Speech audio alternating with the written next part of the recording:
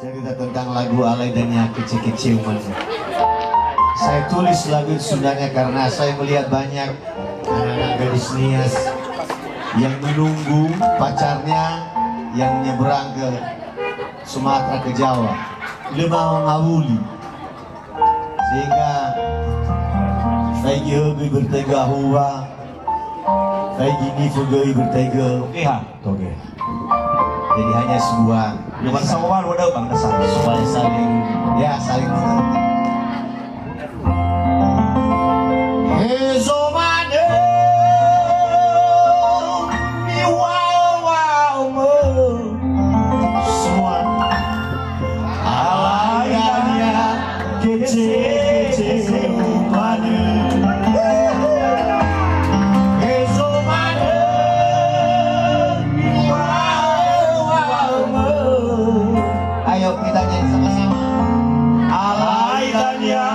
Kecekece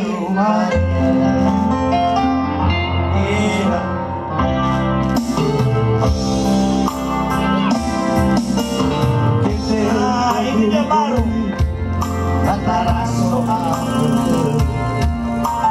bagaimana lena sofa ulama zanti lewila emoya leara baru saya manu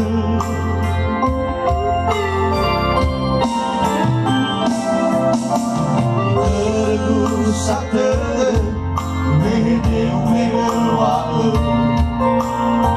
tomba mai di ululidani namate faza mesta padahal saya